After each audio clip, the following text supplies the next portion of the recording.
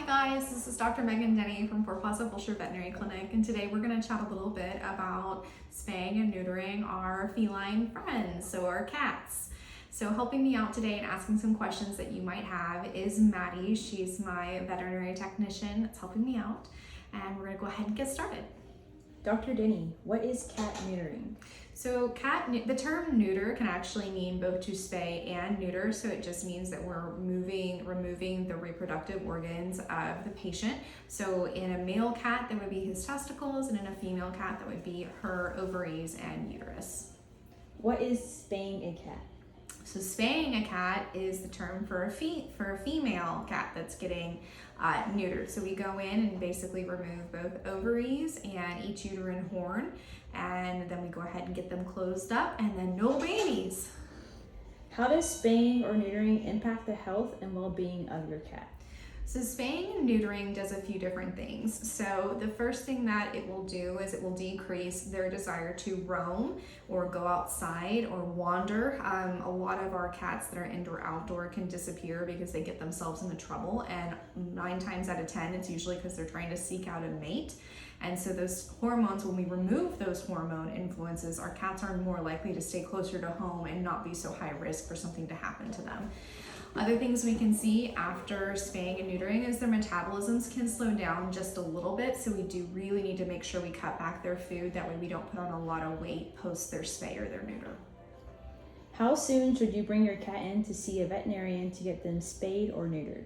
So this is kind of a broad question. So it depends on kind of where the cat or kitten is at. So a lot of shelters or rescues will actually spay or neuter the kittens very early. I've seen it done as early as 8 weeks.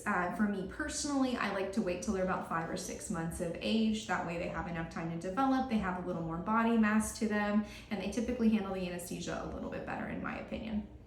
What are the medical benefits of spaying and neutering cats? So medical benefits is number one, not having an unwanted litter of kittens, because most people, when they get a cat, they want that one cat and not to have the cats multiply, which is what happens when we have babies. The second reason why it's so important to get cats spayed is that if they're not spayed and they undergo a heat cycle, sometimes they can get infections in their uterus, and that can result in needing an emergency surgery called a pyometra surgery, where we have to go in and the uterus actually fills with pus and it's life-threatening and has to be taken care of. So it's a huge reason to get them spayed and neutered. As far as the neutering of the male cats, it can help us avoid spraying, marking. It can also decrease the risk of them roaming, as we've talked about a little bit earlier in the conversation, because they will seek out a mate up to a few miles away. Their senses of smell are very, very, very, a lot higher than ours, that's for sure. They can smell all kinds of things. How will spaying or neutering affect my cat's behavior? So it's a really good question, because sometimes it doesn't affect their behavior at all. We have some cats that are completely normal after. As far as we've talked about already, it can reduce the roaming. Some cats will become a little more clingy. It's very rare that you can see any adverse behavior changes. It's not impossible, but it can happen.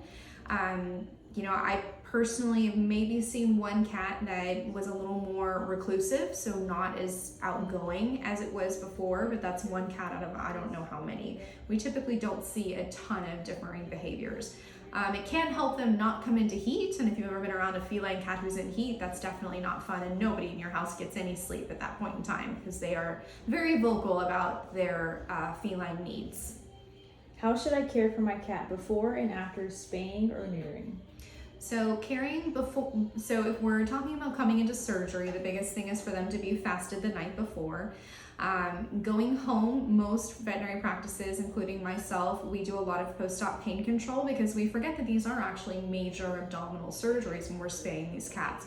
And the neuter as well. Those are very sensitive areas. There's a lot of nerves, so there can be a lot of pain associated. And cats and dogs usually don't show their pain very well, but just like in humans who have been spayed or have had vasectomies, it is a painful procedure. So most veterinary clinics will send home pain medications for a few days post-op, and they will also give injections during the procedure and after the procedure.